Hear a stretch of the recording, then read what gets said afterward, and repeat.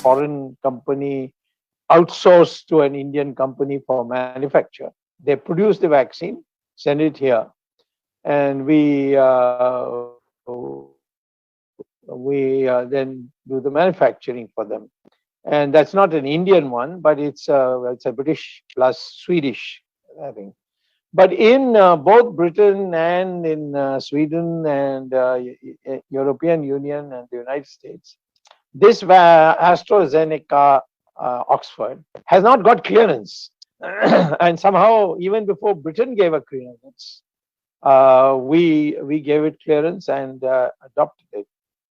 And I don't know what were the forces, the purely Indian, based by an alternative route of using,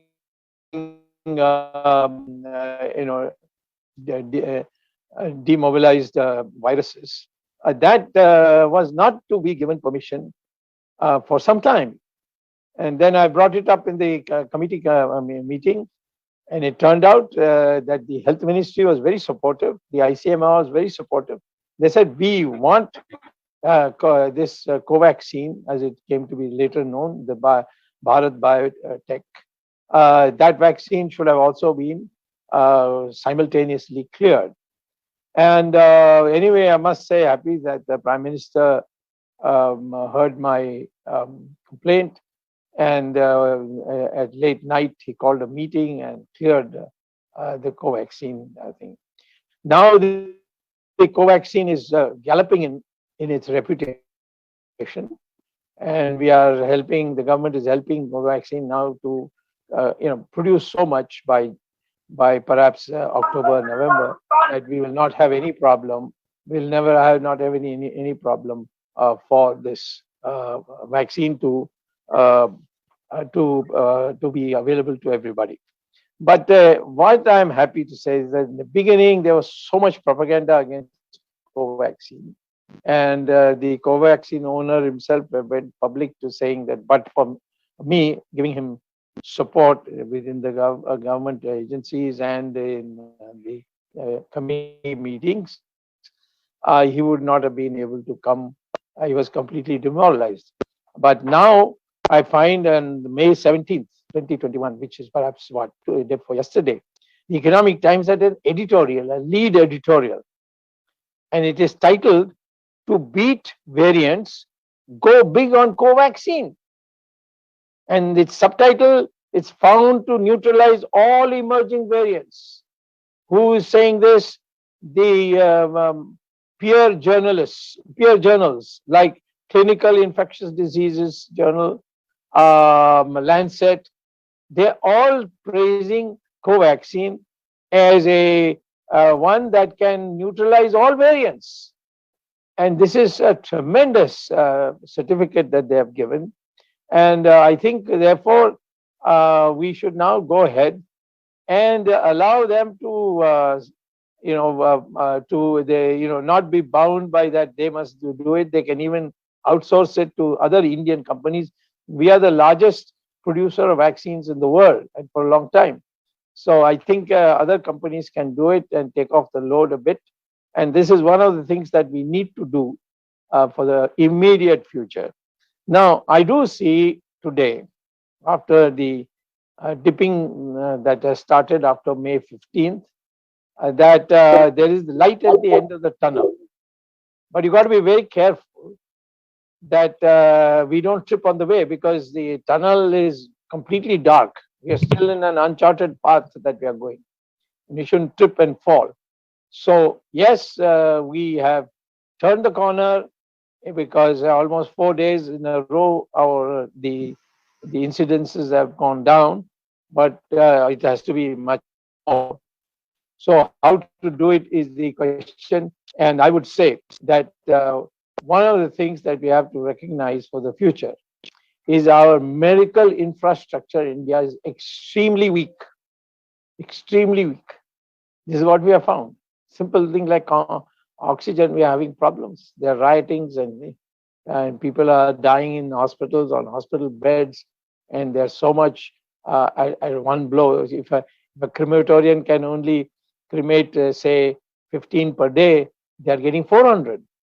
And so we are seeing this spectacle of bodies abandoned in the river and so on. It's very, very sad for all of us. We know that how much spiritual and ritual things we do when a person passes away. None of that is being able to be done by the thing. So I do think that you let us know, let the country know that so far for the last 20 years, the budget for health has been only 1.5% of the total budget. And I don't know how Ms. Nirmala Sitharaman got up in Parliament during the budget speech and said, I have increased the health budget to 137%. So in the committee, we took it apart and we found that other ministries which have nothing to do with health ministries, their budget had also been added on. And so she had to admit, otherwise there would have been a breach of privilege. So she had to admit that she had made a mistake and then reduced it. And this year, 21-22 budget, the percentage is even lower than the previous revised budget estimate. So I think there needs to be an urgency. We should have a health budget of at least 5% and not 1.5%.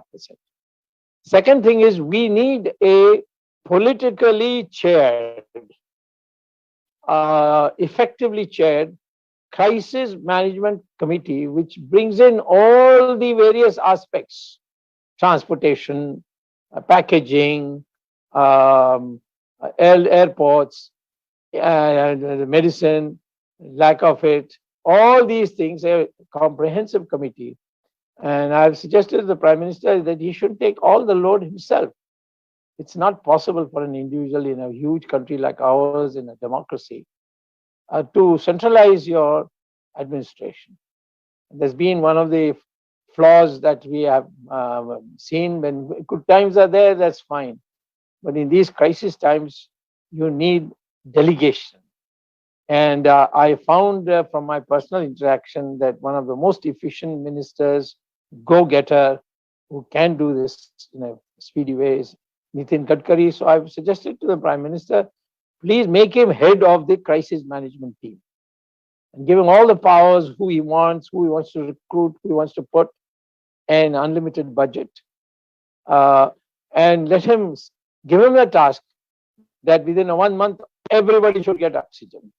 Within 1 month, ambulances should be able to go to every house and village and even in slums. These kinds of targets should be given to him. And I know that he can do it because what he has done for roads and what he has done for shipping is been amazing. So the question therefore is, there's not any more a question of Atmanirbharta because there's no need for such slogans. What you don't have, you import. What you have, you give it maximum encouragement. And that's the way to do it. Otherwise, we are going to be in big problem. So in sum, what I'm saying is, it's a great learning experience for Indians. Indians learn. You should look at our history. Whenever we had a misfortune like that, Indians have learned, rectified it, and never again such a thing happened. Just go back, those of you can remember 1965, if you are not too young to remember. 1965, the whole world announced that India is in a famine because the rains had failed miserably, and there will be starvation, riots, and all this was predicted. If you go to Google and type Paddock, the name Paddock of the author, World Famine 1975, you will get this hair-raising story about India in that. What did he say, the State Department official? He said, no use giving grain to India because it's a bottomless pit. They will have to eat each other for some time. And then we can come to their rescue. But in the beginning, please don't send shipments of PL 480 wheat. This is all in the newspapers at that time. I was that time just become a young professor at Harvard, and I used to see these newspapers and I used to feel very bad. But the fact is, within 10 years, Mr. Lal Bahadur Shastri initiated steps. Within 10 years, we not only became self-sufficient in food, irrespective of whether there is a famine or, I mean, if there's a drought or not a drought. And we began exporting. Where they had predicted 1975, there will be famines and people will be eating each other on the road, there will be, savagery, this, that, written in a book of an official of the United States State Department. We transformed it. We had a huge foreign exchange crisis. Now we don't have. Now we have got so much foreign exchange, we don't know how to spend it. So India is not a country which just wallows in its past. It learns from the past. We are the only country which staved out brutal invasions from abroad and still survived.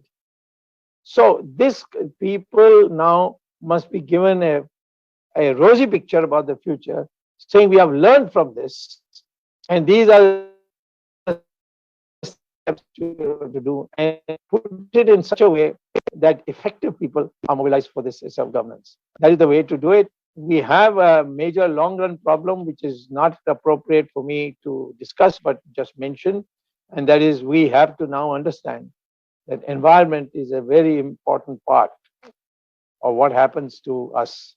This virus was able to come up because of the environment.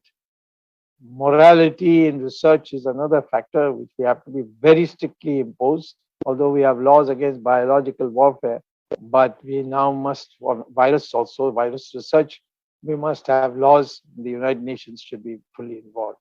So I would say I'm optimistic about the future because I've seen so many crises in the past. Even the emergency was a crisis where people said Indira Gandhi will be forever Prime Minister. After that, her son will be. After that, their dog will be. These are the kind of sarcastic jokes people used to crack. But the poorest people of India, the northern Hindi states, they voted out the entire Congress party. I, as a Tamilian, am ashamed that we voted for the Congress. Because you Keralites also voted for Congress. So did the Kannadigas. And so did the Andhras. And we are all more educated than these UP Walas and the Rajasthanis and the Biharis and so on. And they wiped her out, including defeating Mrs. Gandhi and her son in their own constituency. So this culture of ours, this ancient history of ours, has given us what is called as native intelligence. And so we should encourage the people to look ahead. Mistakes have happened, but we move on. And I am 100% certain, given the talent we have in the country and a little more decentralization of power in the Prime Minister's office, we will be able to overcome and resume our economic growth, which we were originally planning to have. Thank you very much for this opportunity to speak. And I hope to come back in this, at that time, if you have questions, I'll be able to answer it. At this moment, my time is up, so I will say thank you very much. Thank you, sir. Thank you so much for your in-depth analysis of the origin of coronavirus and its spread all over the world and how the